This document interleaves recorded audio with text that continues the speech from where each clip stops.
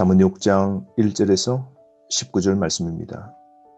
본문의 말씀은 잠언 1장부터 9장까지 15개의 강화가 나오는데 9번째 강화입니다.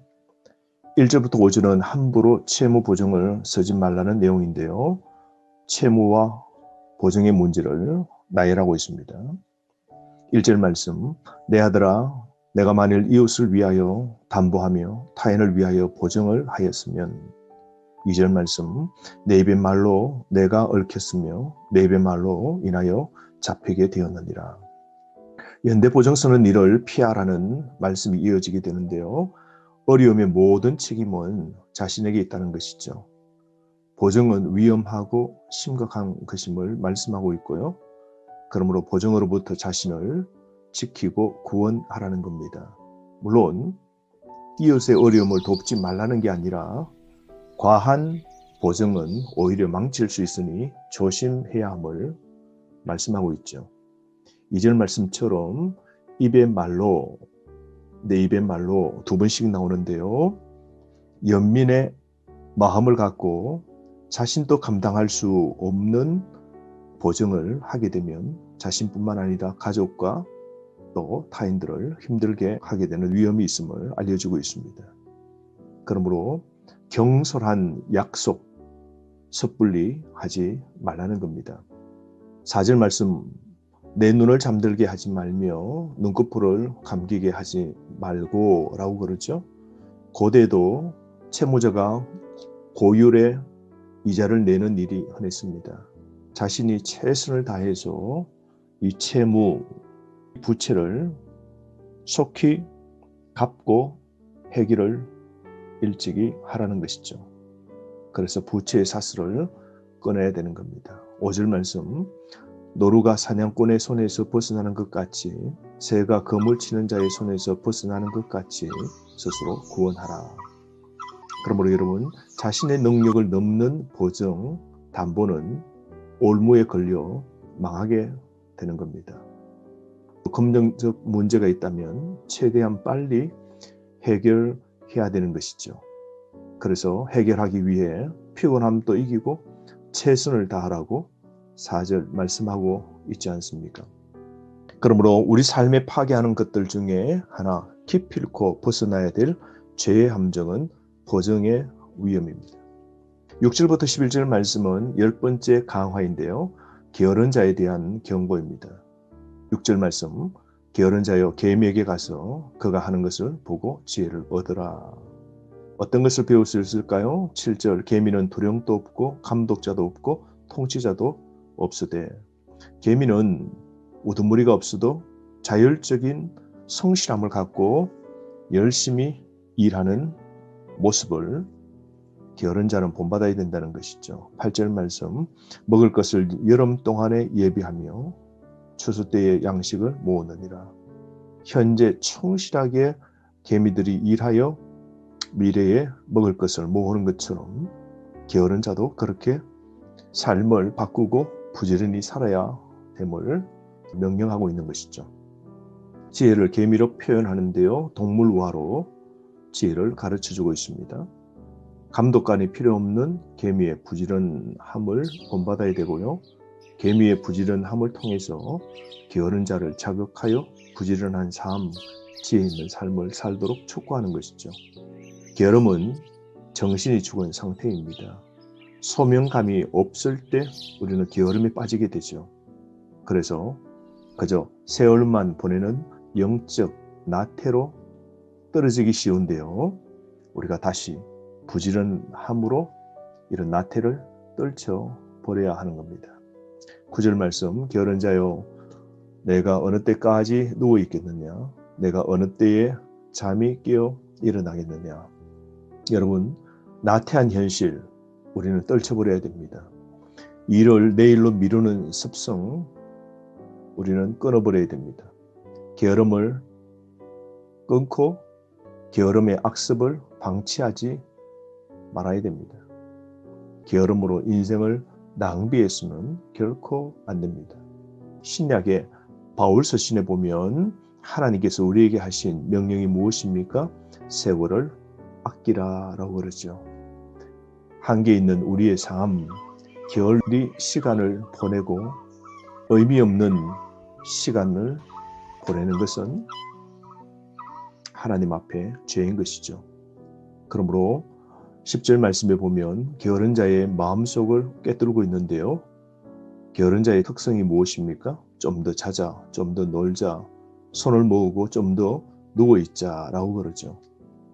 그러므로 이런 게으름으로부터 자신을 구원해야 되는 겁니다. 왜냐하면 가난의 습격을 받게 됩니다. 11절 말씀, 내 빈궁이 강도같이 오며 내 곰핍이 군사같이 이르리라 말씀합니다. 우리는 부지런한 습관을 가져야 됩니다. 그래서 우리 인생을 의미 있게 낭비하지 않고 게으름의 악습을 떨쳐버리고 의미 있게 충실한 삶을 채워 나가야 되는 것이죠. 12절부터 19절까지 악한 자의 특성과 비참한 종국이 나오는데요. 12절부터 15절은 신체 기관으로 나타내는 악인의 외형과 그 결과가 나와 있습니다. 12절, 불량하고 악한 자는 세 가지가 특징인데요. 12절, 구부러진 말을 하고 다닙니다. 두 번째로 13절, 눈짓을 하며 발로 뜻을 보이며 손가락질 하게 되고요. 세 번째로 14절, 그의 마음에 패역을 품으며 항상 악을 꾀하여 다툼을 일으키는 자라고 악인의 외형과 결과를 말씀하고 있죠. 이런 불량하고 악한 자의 마지막은 어떻게 될까요? 15절, 그의 재앙이 갑자기 내려 당장에 멸망하여 살릴 길이 없으리라. 죄의 삭시 무엇입니까? 사망입니다.